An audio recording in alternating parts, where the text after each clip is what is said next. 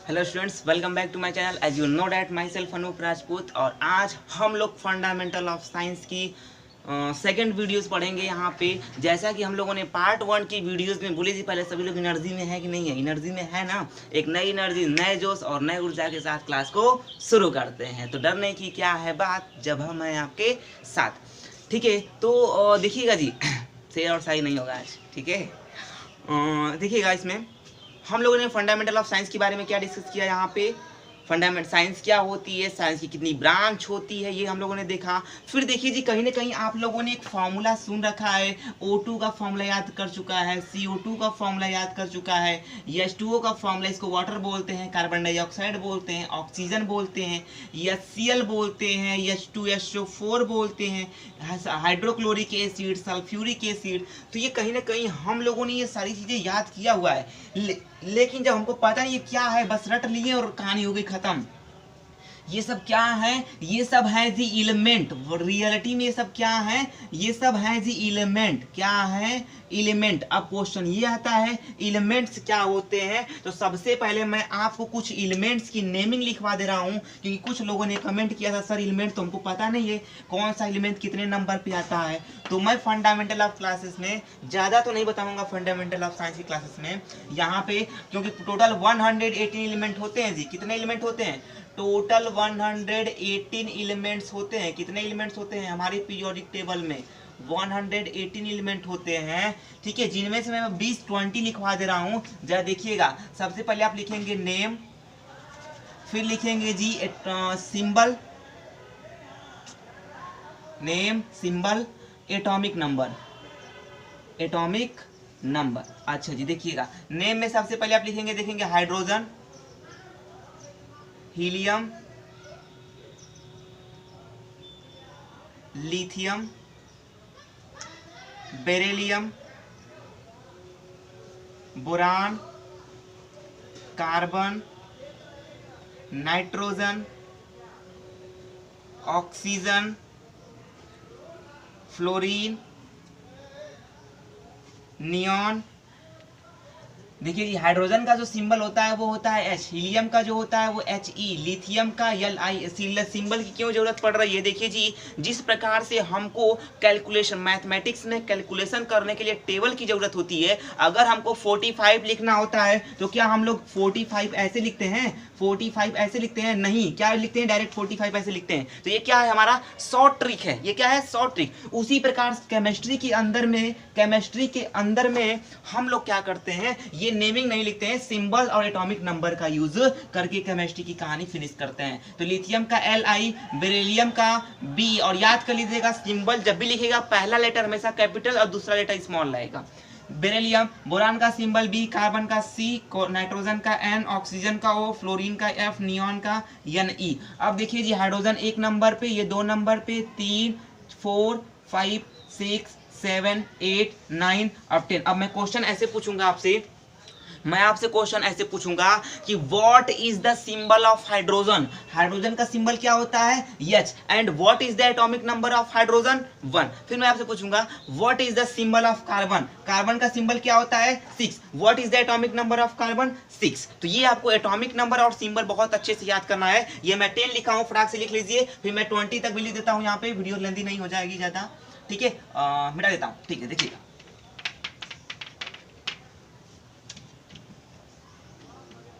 Neon तक हुआ है। नियॉन के बाद जरा देखिएगा, नियॉन के बाद जी आएगा sodium, sodium, magnesium, magnesium, aluminium,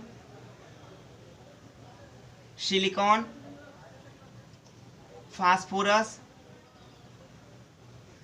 sulphur, chlorine, argon, potassium, calcium. Sodium का सिंबल जी होता है Na, याद कर लीजिएगा, सोडियम का सिंबल होता है Na, मैग्नीशियम का Mg, एल्युमिनियम का Al, सिलिकॉन का Si, फास्फोरस का P, सल्फर का S, क्लोरीन का Cl, आर्गन का Ar होता है, पोटेशियम का K, कैल्शियम का Ca। एटॉमिक नंबर आप लोगों ने 10 तक लिख चुका था, तो ये होगा 11, 12, 13, 14, 15, 16, 17, 18, 19 और 20। केमिस्ट्री के अंदर यही दो चीज बड़ी इंपॉर्टेंट है, सिंबल और एटॉमिक नंबर। मैं आपसे पूछूंगा what is the symbol of, देखिए जी क्या नाम था आपका, आशुतोष सिंह, आपने पूछा था ना सर हमें तो पता नहीं लिथियम कौन से नंबर पे आता है। तो देखिए जी आप 9th में है, कम से कम 9th में तो कम से कम 30 तक आपको एलिमेंट्स के नाम और एटॉमिक नंबर सिंबल याद होने चाहिए, और नहीं तो 20 तक तो कंपलसरी याद होने चाहिए। तो जरा सा देखिएगा, देखिएगा जी, ठीक है।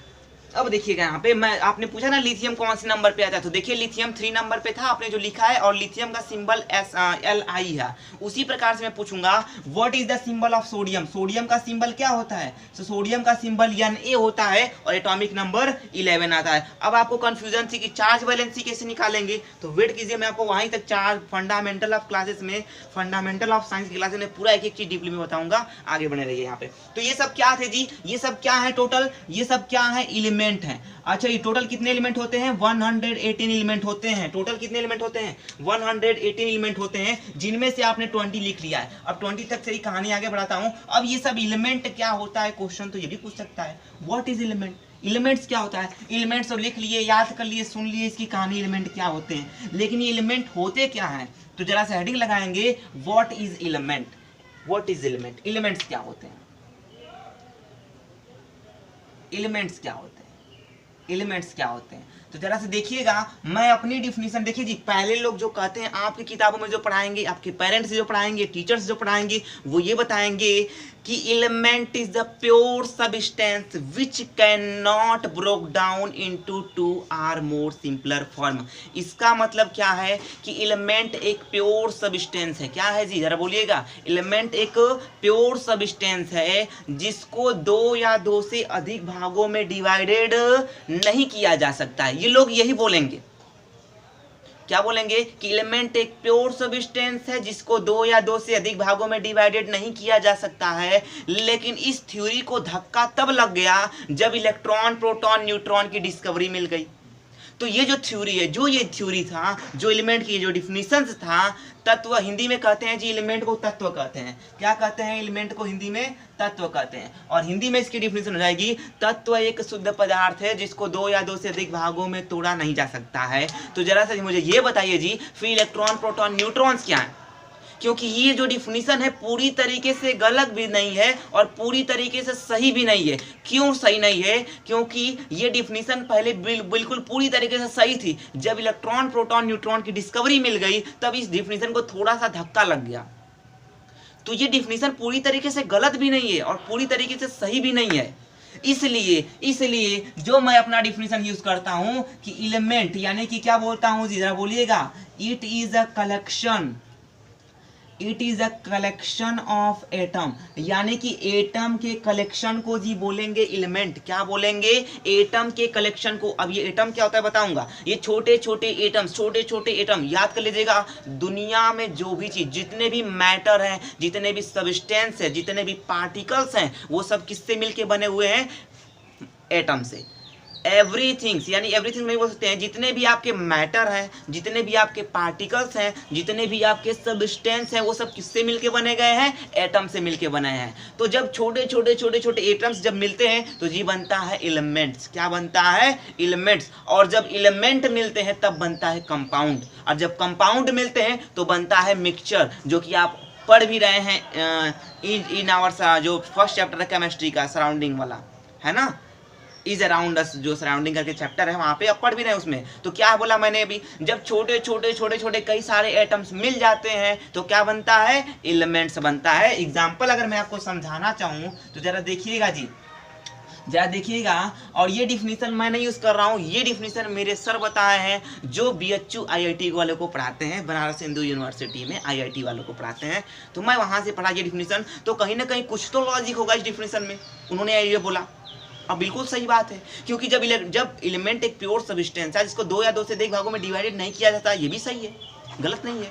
लेकिन जब इलेक्ट्रॉन, प्रोटॉन, न्यूट्रॉन की जब डिस्कवरी मिल गई तब इस डिफिनीशन को थोड़ा सा धक्का लग गया। जरा सा आप भी सोचिए, जब एलिमेंट एक प्योर सब्सटेंस है जिसको 2 या 2 से भागों में डिवाइडेड नहीं किया जा सकता है, तो फिर इलेक्ट्रॉन, प्रोटॉन, न्यूट्रॉन्स क्या है, है ना। तो ये देखिए ये डिफिनीशन बड़ी कंफ्यूजन क्रिएट कर रही है, ठीक है, ना तो पूरी तरीके से सही है ना पूरी तरीके से गलत है, इसलिए मैं यूज कर रहा हूँ ये डिफिनीशन कि it is a collection of atom. जब भी एटम का कलेक्शन होगा तो जी बोलेंगे एलिमेंट। एग्जांपल देखेंगे आप, देखिए छोटे छोटे मोतियों का माला देखेंगे अपने घरों में, ठीक है, तो ये मोती का माला है, ये अब जब पूरा माला बन के तैयार हो गया तो जी इसको बोलेंगे हम लोग एलिमेंट। क्या बोलेंगे? एलिमेंट्स बोलेंगे। कब बोलेंगे? ये जो मोती का माला का कलेक्शन, जो ये मोती था ये क्या, जब इसका कलेक्शन हुआ तो जी बन गया माला, जिसको हमने नाम दे दिया एलिमेंट, और ये मोती है इसका नाम मैंने दे दिया एटम।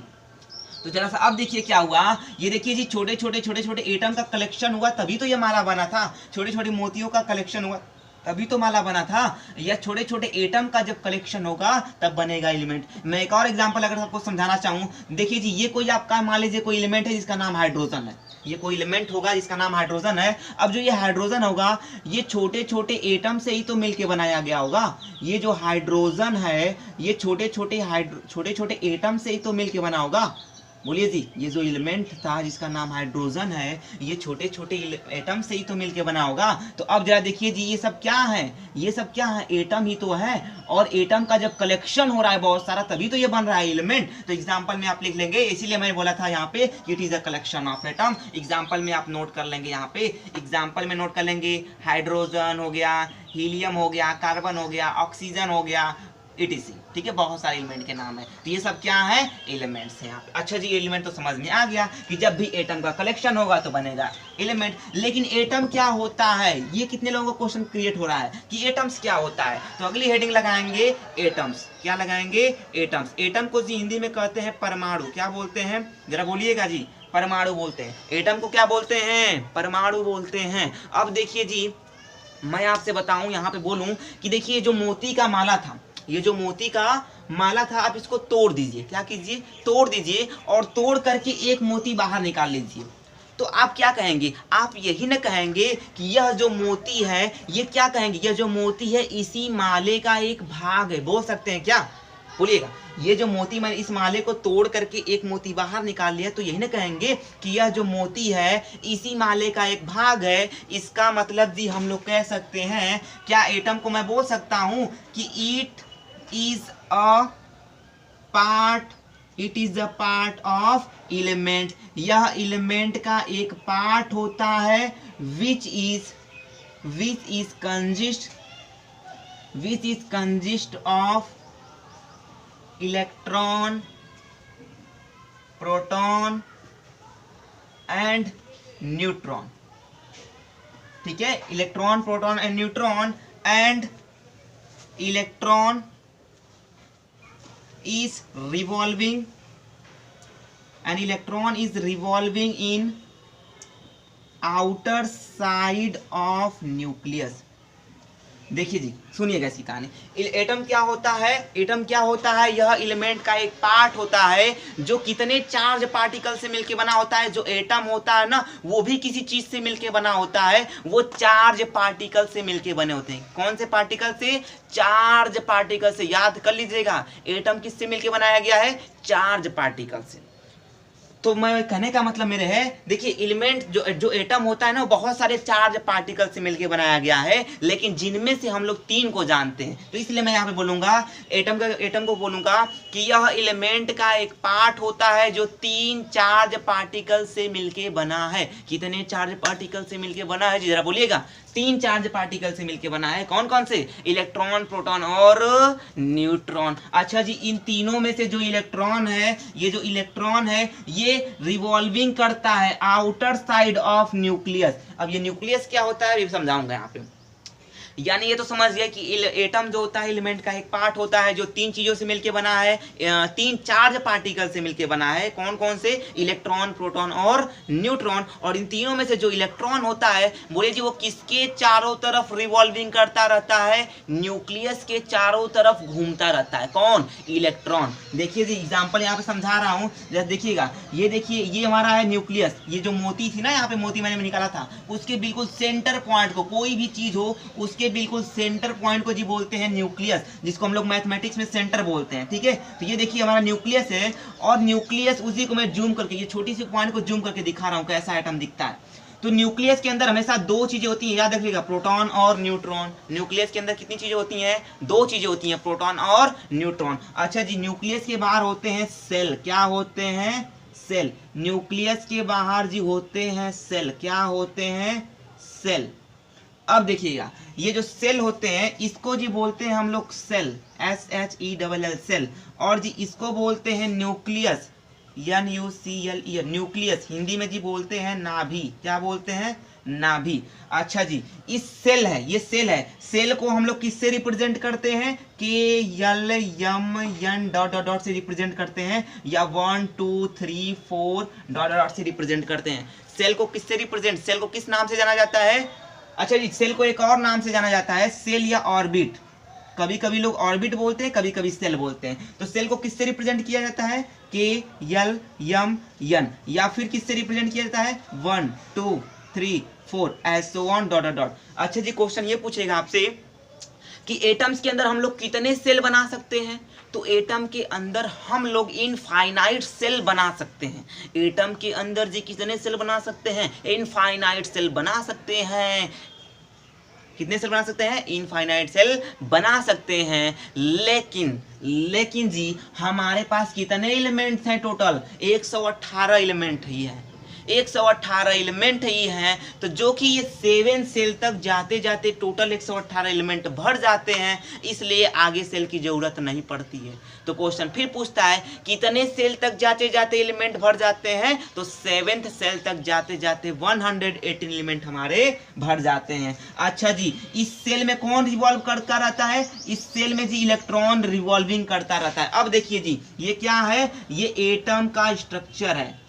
क्या है? एटम का स्ट्रक्चर। अब देखिए जी, जब ऐसे एटम, जब ये ऐसे एटम, बहुत सारे एटम जब मिल जाते हैं तब जी बन जाता है एलिमेंट। तो ये एटम क्या है यहाँ पे देखिए जी, एटम क्या होता है? एलिमेंट का एक पार्ट होता है जो 3 चार्ज पार्टिकल से मिलकर बना है, इलेक्ट्रॉन, प्रोटॉन और न्यूट्रॉन। अच्छा जी, इलेक्ट्रॉन कहाँ रहता है? किसके चारों तरफ रिवॉल्व करता रहता है? न्यूक्लियस के चारों तरफ रिवॉल्व करता रहता है। अच्छा जी, न्यूक्लियस के अंदर कौन होता है? जी इलेक्ट्रॉन। देखिए, इलेक्ट्रॉन अगर न्यूक्लियस के चारों तरफ घूम रहा है तो ये प्रोटॉन न्यूट्रॉन कहाँ जाएंगे? तो ये प्रोटॉन न्यूट्रॉन न्यूक्लियस के अंदर चले जाते हैं, न्यूक्लियस के अंदर चले जाते हैं। अच्छा जी, न्यूक्लियस के चारों तरफ कौन रिवॉल्व करता रहता है? इलेक्ट्रॉन करते हैं। इतनी बातें क्लियर है? अब देखिए, यहाँ से क्वेश्चन पूछता है कि जो एटम होता है वो पॉजिटिव होता है कि निगेटिव कि न्यूट्रल? एटम पॉजिटिव होता है कि निगेटिव की न्यूट्रल? तो यहां से एक चीज क्वेश्चन याद कर लीजिएगा। क्वेश्चन ये पूछेगा कि जो एटम होता है, जो एटम होता है वो बताओ मुझे, वो पॉजिटिव होता है या फिर निगेटिव होता है, या फिर थर्ड ऑप्शन अगर आपको दे दिया न्यूट्रल, या फिर चौथा ऑप्शन दे दिया नन ऑफ दिस? तो बोलिए इसमें से कौन सा सही है? एटम पॉजिटिव होता है कि निगेटिव होता है कि न्यूट्रल होता है कि नन ऑफ दिस? इनमें से कोई नहीं। तो ये चीज याद रख लीजिएगा, एटम हमेशा जी न्यूट्रल होता है। एटम हमेशा क्या होता है? न्यूट्रल होता है। अगर कोई पूछ दे क्यों न्यूट्रल होता है, अगर कोई पूछ दे क्यों न्यूट्रल होता है, तो आप बोलोगे सर बिकॉज, बोलोगे बिकॉज। क्यों न्यूट्रल होता है? आपको समझ में आया कि एटम न्यूट्रल होता है, रटना नहीं है, समझना है। एटम क्यों न्यूट्रल होता है?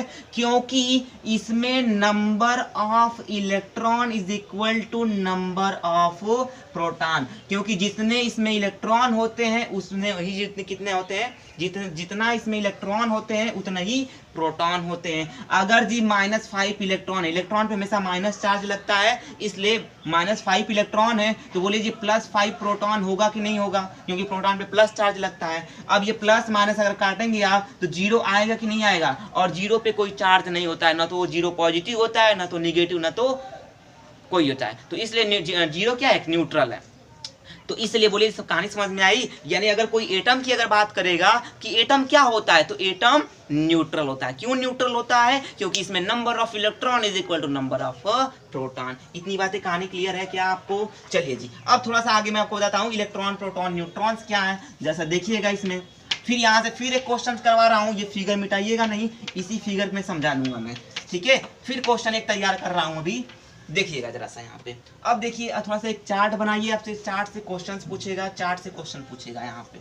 अब देखिए यहाँ पे नेम लिखेंगे, नेम, फिर लिखेंगे मास, फिर लिखेंगे जी चार्ज, फिर लिखेंगे डिस्कवर, DISCO डिस्कवर। अच्छा जी देखिएगा, सबसे पहले कौन आता है यहाँ पे, बोलिएगा जी, कौन आता है, कौन आता है, इलेक्ट्रॉन। सबसे पहले आएगा इलेक्ट्रॉन, इलेक्ट्रॉन। अच्छा जी इलेक्ट्रॉन दूसरे नंबर पे है जी प्रोटॉन, तीसरे नंबर पे कौन है, न्यूट्रॉन। तो इलेक्ट्रॉन पे कौन सा मास होता है, क्वेश्चन पूछेगा, बिल्कुल इंपॉर्टेंट ये चार्ट है। अगर आप 9, 10, 11, 12 में हैं तो ये चार्ट जितने भी आप न्यूमेरिकल्स लगाएंगे फिजिक्स केमिस्ट्री के अंदर, वो सारे न्यूमेरिकल्स आपको यहीं से नजर आएंगे, क्योंकि इलेक्ट्रॉन का मास आपसे पूछ सकता है, इलेक्ट्रॉन का चार्ज क्या होता है ये आपसे क्वेश्चन में पूछ सकता है, या फिर इलेक्ट्रॉन का खोज किसने किया था ये आपसे क्वेश्चन में पूछ सकता है। तो इसलिए तैयार रहिए। और क्लास 10th में तो कंपलसरी यहाँ से क्वेश्चन पूछता है कि what is the charge of electron and how many charge of electron. तो देखिएगा जी, इलेक्ट्रॉन का हमेशा मास 9.1 इंटू 10 की पावर -31 kg होता है, याद कर लीजिएगा। इलेक्ट्रॉन का मास 9.1 इंटू 10 की पावर -31 kg। अगर फिजिक्स केमिस्ट्री स्ट्रॉन्ग करनी है, मैं अगर साइंस पूरी तरीके से स्ट्रॉन्ग करनी है तो ये चार्ट याद कर लीजिएगा अच्छे से। अच्छा जी, इलेक्ट्रॉन का चार्ज क्या होता है, तो इलेक्ट्रॉन पे हमेशा नेगेटिव चार्ज, माइनस चार्ज होता है। माइनस कितना चार्ज होता है, तो -1.6 इंटू 10 के पावर -19 कोलम, COULOMB कोलम, ठीक है।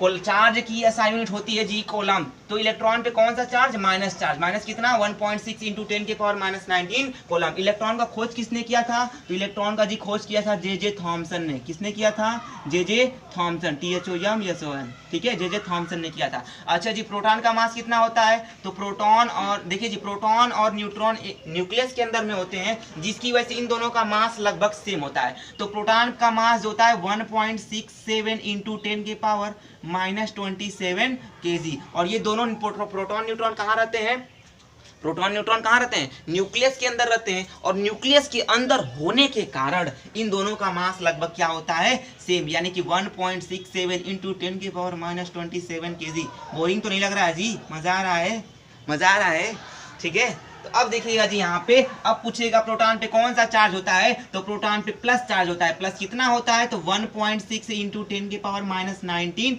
कोलम, COULOMB। कोलम क्या है, चार्ज की SI यूनिट है। कोलम क्या है, चार्ज की SI यूनिट है। दोनों में अंतर क्या है, तो सर प्रोटॉन पे बस प्लस चार्ज होता है और इलेक्ट्रॉन पे माइनस चार्ज होता है। अच्छा जी, ये बताइए मुझे, क्या आपने कभी प्लस और माइनस के अलावा कोई तीसरा चार्ज देखा है अपनी बैटरी पे, या कहीं आपने देखा है, जरा बोलिएगा जी। प्लस माइनस के अलावा क्या आपने कोई तीसरा चार्ज देखा है, नो। तो इसलिए न्यूट्रॉन पे जी, न से न्यूट्रॉन, न से नो चार्ज, न्यूट्रॉन पे कोई चार्ज नहीं होता है। अब देखिए, प्रोटॉन का खोज किसने किया था, तो प्रोटॉन का खोज सबसे पहले सर्वप्रथम रदरफोर्ड ने किया था। किसने किया था जी, रदरफोर्ड ने किया था। ओल्ड किताब में, पुरानी किताबों में आपको रदरफोर्ड नजर आएगा, लेकिन अब की किताबों में आपको गोल्डस्टीन नजर आएगा। कौन नजर आएगा, गोल्डस्टीन नजर आएगा। तो आपको जो ऑप्शन मिल सकता है, अगर पूछ दिया by the way who is the discover of proton, तो दोनों में से किसी एक का नाम दे देगा, या तो दोनों अगर नाम देगा तो तीसरा ऑप्शन बोथ A B करके दे देगा, ऐसे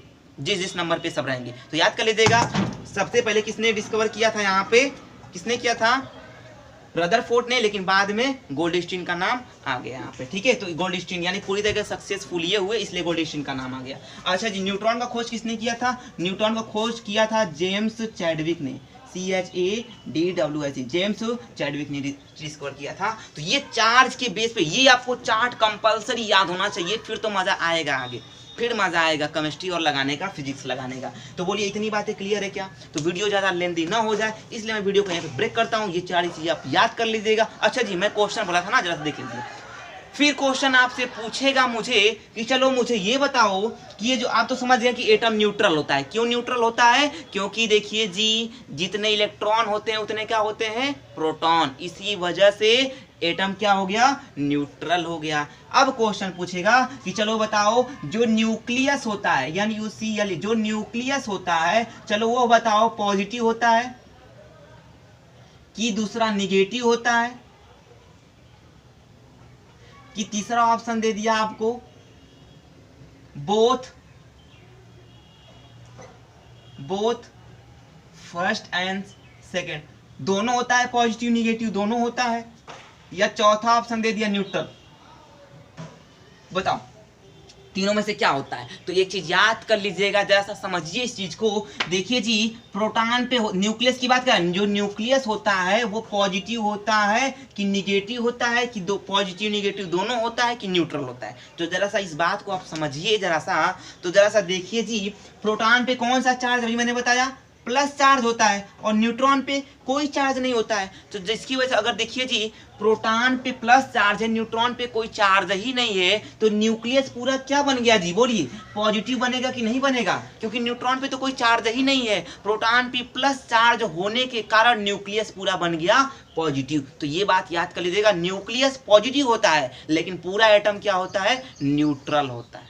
आ रही बात कहानी समझ में, आ रही कहानी समझ में, ठीक है। तो यहीं पर मैं वीडियो को ब्रेक करता हूँ यहाँ पे, और ना समझ में आएगा तो कमेंट कीजिएगा, क्योंकि जब लोग कमेंट करते हैं ना, मैं खुद मोटिवेट एकदम हो जाता हूँ, नई एनर्जी में एकदम हो जाता हूँ, ठीक है। अगर मेरी तबीयत नहीं भी सही रहती है तो मैं दिमाग एकदम अच्छे से मस्त से पढ़ाता हूँ। मज़ा आया कि नहीं आया, क्यों आप लोग जब कमेंट्स अच्छे से करते हैं तो मैं खुद मोटिवेट हो जाता हूँ।